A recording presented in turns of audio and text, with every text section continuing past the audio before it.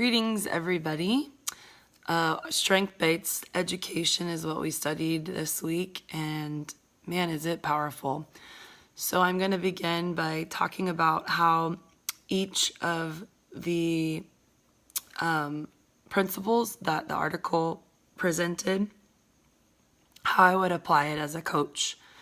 And so the first principle is the measurement of the student, and characteristics include strength assessment, which supplements the typical focus of academic achievement and behavioral data.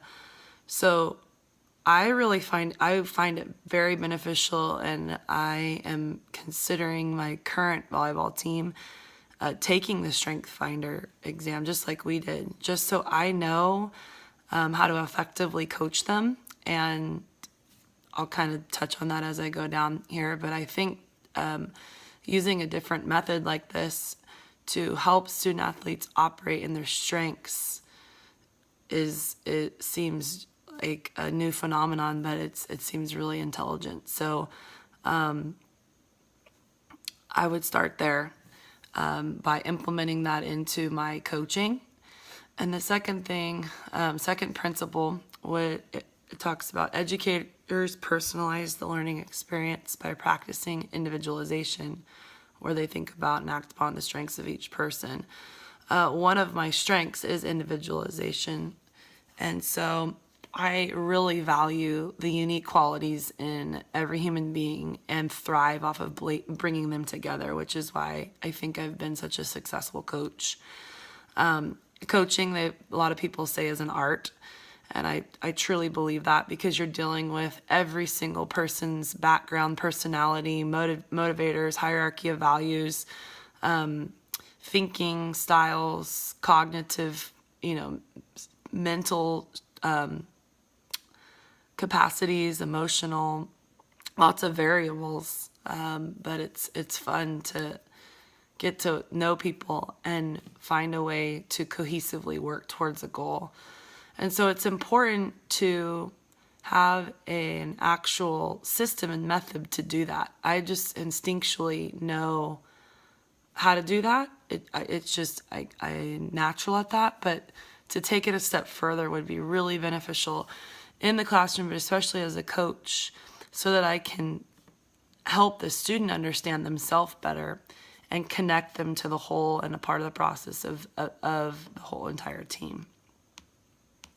Principle 3 is networking with personal supporters or of strength development, affirms the best in people, and provides, praise and recognition for strength-based successes. And so this is talking about the relational aspect of developing student athletes and how important having relationship and what it can do to foster development in these strengths in whatever you're doing. So in volleyball, that would be for me, how can I use the strengths, but use my relationship to connect and build upon their strengths and as they train on and off the court. Principle 4 would be, it's a deliberate application of strengths within and outside of the classroom, which fosters development and integration of new behaviors and associated with positive outcomes. I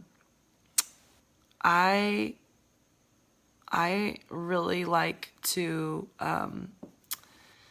find new ways to, or think outside the box and how to get the best out of people. And so, but to sit there and do it in my own mind is one thing, but to do it and let the student athlete know is another thing. And I think it's really powerful, because then they're a part of the process. So I think to figure out ways to draw people out, not everybody even knows their capability. So there's different ways to reach different people. So differentiation and styles of coaching is really important to do this. The last one is intentional development of strengths, and it requires myself and students to seek out novel experiences, previously unexplored venues for focused practice of their strengths throughout a strategic course, and so, etc. So for me, that's goal setting, and sticking to developing a process to hit the goal using the strengths. I think that this developmental process is really beneficial for athletes, not only for just my season, but for their life. So I'm excited to really process this and put it into my coaching right now. I think that this will really help my girls and the future of any athlete that I coach.